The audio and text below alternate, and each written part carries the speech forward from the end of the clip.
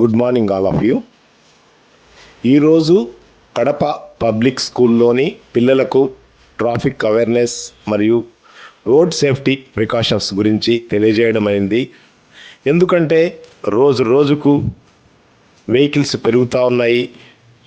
ముఖ్యంగా చిన్నపిల్లలు road దాటేటప్పుడు, school bus కోసం వెయిట్ చేసేటప్పుడు, అదేవిధంగా స్కూల్ బస్సు ఎక్కేటప్పుడు, దిగేటప్పుడు, స్కూల్ బస్సు దిగిన తర్వాత ఇంటికి పోయేటప్పుడు బస్సు ముందర నుంచి క్రాస్ చేసి చిన్న పిల్లలు పోవడం వల్ల ఆ డ్రైవర్కి కనిపించక యాక్సిడెంట్లు అవుతున్న దృశ్య. అదేవిధంగా వీళ్ళకి రోడ్డు క్రాస్ ఏ విధంగా చేయాలి అనేది తెలియకపోవడం వల్ల ఉన్నట్టుండి రోడ్డు దాటడానికి పరిగెత్తడం వల్ల ఎన్నో యాక్సిడెంట్లు అవుతున్నాయి. ఇకపోతే స్కూల్ బస్సు డ్రైవర్స్ చెప్తున్నప్పటికీ కూడా కొంతమంది పిల్లలు అత్యుత్సాహంగా ఫుట్ బోర్డు మీద నిలబడి ఫ్రెండ్స్తో మాట్లాడుకుంటూ అజాగ్రత్తగా ప్రయాణం చేయడం వల్ల ఎక్కువ యాక్సిడెంట్లు అవుతున్నాయి. రోడ్డు మీద నడుస్తున్న పిల్లలు కూడా రోడ్డు అంటే తమాషగా తీసుకుంటూ ఇద్దరు ఫ్రెండ్స్ మాట్లాడుకుంటూ నవ్వుకుంటూ నడవడము, అదేవిధంగా ఏ విధంగా వెహికల్ వస్తున్నాయని గమనించకుండా రోడ్డు క్రాస్ చేసే ప్రయత్నము. పేరెంట్స్ కూడా కొంతమంది రోడ్డు మీద పిల్లల్ని వదిలేసి అజాగ్రత్తగా ఉండడము. సో ఇప్పుడు జరుగుతున్న యాక్సిడెంట్లలో ఈ యొక్క వెహికల్ డ్రైవర్స్ది ఎంత బాధ్యత ఉందో పేరెంట్స్ది కూడా అంతే బాధ్యత ఉంది.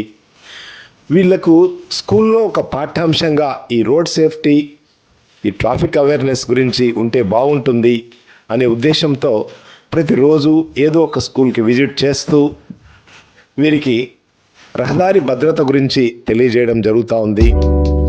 ఎందుకంటే ఇప్పుడున్నటువంటి ఈ స్కూల్స్లో పిల్లల్లో కనీసం ఒక్కరు దీని గురించి అవేర్నెస్ తెలుసుకున్నా కూడా ఒక్కరిని కాపాడిన వారు అవుతాం మనము. ప్రతిరోజు కూడా ఈ మైనర్ డ్రైవింగ్ కూడా పెరుగుతూ ఉంది. పెద్దలు కూడా ఎంకరేజ్ చేస్తూ ఉన్నారు. 14 ఇయర్స్ 13 ఇయర్స్ పిల్లలు కూడా వెహికల్ నడుపుతూ ఉన్నారు. కొంతమంది ఎలక్ట్రిక్ బండ్లు కూడా నడుపుతూ ఉన్నారు. ఎలక్ట్రిక్ బండ్లు అంటే గేర్లెస్ బండి కదా, మేము నడపచ్చు అనే ఉద్దేశంతో నడుపుతున్నారు. కానీ అది కూడా నేరమే. కనీసం 16 సంవత్సరాలు ఉండాలి ఆ బండ్లు నడపాలన్నా కూడా. ఎందుకంటే 16 సంవత్సరాలు నిండేంత వరకు కూడా వారికి సమాజం గురించి కానీ, రోడ్డు గురించి కానీ, ఇతర మనుషుల గురించి కానీ అవగాహన ఉండదు.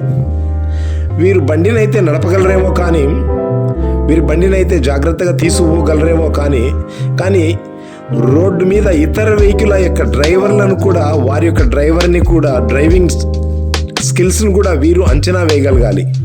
ఎందుకంటే ఇప్పుడు కొంతమంది రైట్ తిరగాలన్నా, లెఫ్ట్ తిరగాలన్నా ఇండికేటర్ వేయడం కానీ, చెయ్యి చూపించడం కానీ జరగడం లేదు. 2 సార్లు తల లెఫ్ట్కో రైట్కో ఎటువైపు పోవాలనుకుంటే అటువైపు ఇట్లా ఊపుతూ ఉన్నట్టుండి క్రాష్ చేస్తున్నారు. సో పిల్లలు డ్రైవింగ్ చేసేటప్పుడు మైనర్స్ అది గమనించుకోలేరు. అంటే ఎదుటి వారి డ్రైవింగ్ని అంచనా వేయలేరు. అలాంటప్పుడు వీరు ఇమ్మీడియట్గా యాక్సిడెంట్ చేయడం వల్ల వారి మీదనే మేము కేసు రిజిస్టర్ అవ్వడము, మరియు బండి ఎవరి పేరు మీద అయితే ఉంటుందో వారి మీద కూడా కేసు రిజిస్టర్ అవ్వడము. అంతేకాకుండా వీరికి భవిష్యత్తులో ఏదైనా గవర్నమెంట్ జాబ్స్ అలాంటివి వచ్చే ఉన్నా కూడా ఇబ్బంది పడుతున్నారు. మనం ప్రతిరోజు ఎక్కడో ఒక చోట చూస్తున్నాము, పిల్లలు రోడ్డు దాటేటప్పుడు కానీ, మైనర్ డ్రైవింగ్ వల్ల కానీ ఎన్నో యాక్సిడెంట్లు అవుతున్నాయి. సో ఇది గమనించి ప్రతి పిల్లవాడు కూడా ట్రాఫిక్ అవేర్నెస్ కానీ, ఈ రోడ్ సేఫ్టీ ప్రికాషన్స్ కానీ తెలుసుకోవాల్సిన బాధ్యత ఎంతైనా ఉంది.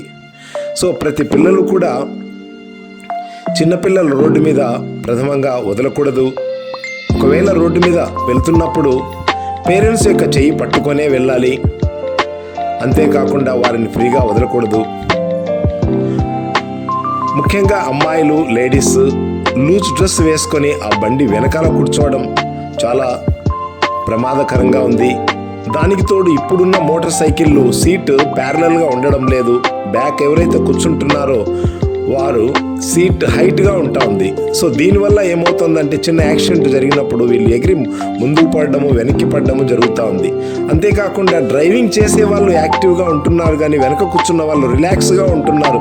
ఏ సెల్ ఫోన్లోనూ మెసేజ్లు పంపుతూ ఏ సెల్ ఫోన్లోనూ వీడియో గేమ్స్ చూస్తూ ఉంటున్నారు.